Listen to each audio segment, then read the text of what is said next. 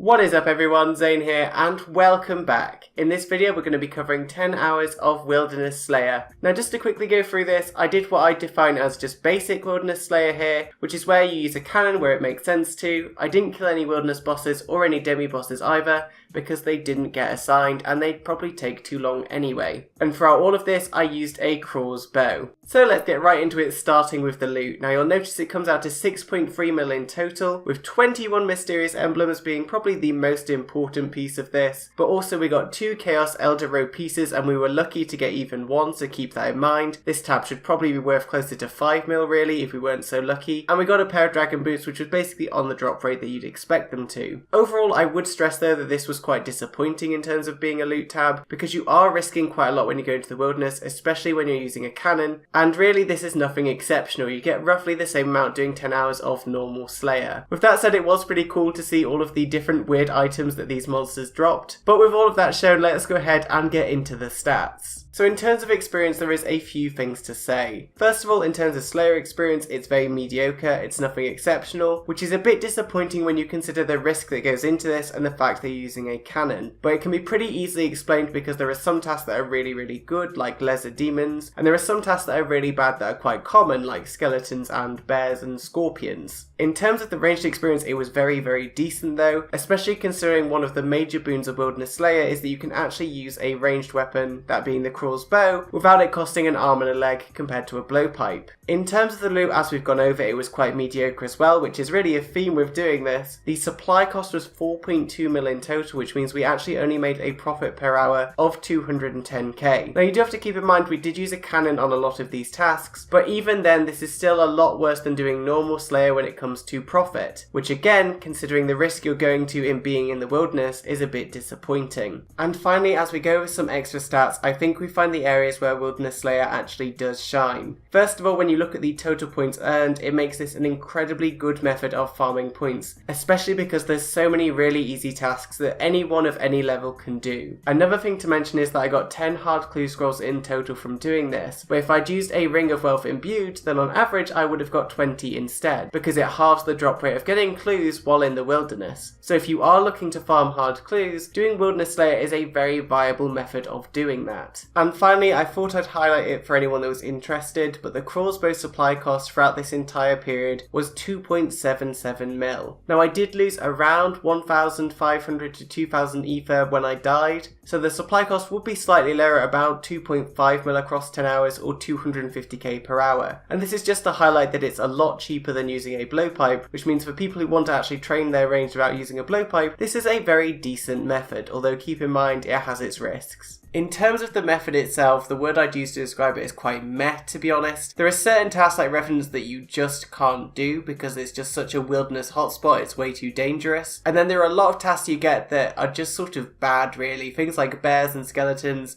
Obviously you could do wilderness bosses if that's your thing, but if you're like me and you just want to do the normal things, then it's just very underwhelming. They don't really drop anything. It's very unlikely that they drop mysterious emblems because that scales with the level of the monster you're killing, so you're less likely on lower level monsters. And in a lot of cases these monsters are also quite spread out, which means that it's decent if you're using a Craws bow because that has a long range, but if you were using a melee weapon it would be quite annoying to be running in between each of these monsters constantly. With that said, it wasn't all bad. There are some really good tasks to do in the wilderness. I found things like lizard demons and mammoths in particular were excellent tasks for using a cannon on. You'd get fairly consistent emblems, so you tend to break even, and you also get really good experience as well. So it definitely wasn't all bad, but that combination of having really underwhelming monsters to fight a lot of the time, awkward monsters to fight or in awkward places, the fact that you're running around the entirety of the wilderness, and the fact that it's basically just a potluck based on what Slayer tasks you get as to whether or not you'll even get any loot for that hour, I would say that it's not really that great. In terms of summarising its strengths and weaknesses though, it does have a few things up on normal Slayer. First of all, it is incredibly good for Slayer points, so if you're a new Slayer that needs things like a Slayer helm unlocked or Slayer rings, you should consider doing Wilderness Slayer initially to get those points,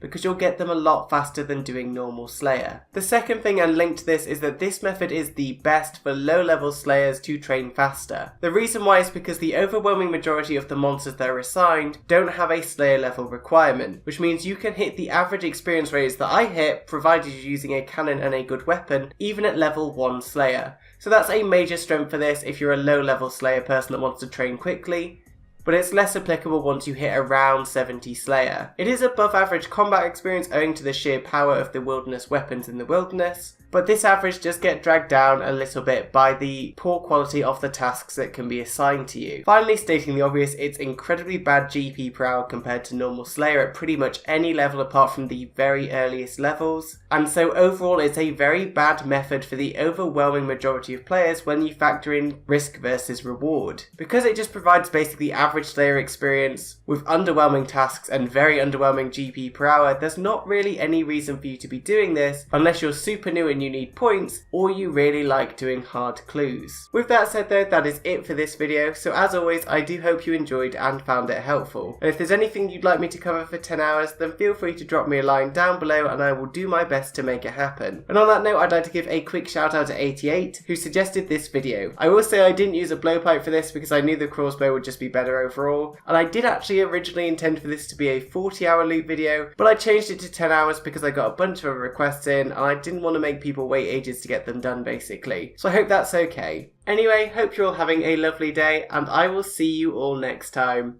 Bye guys.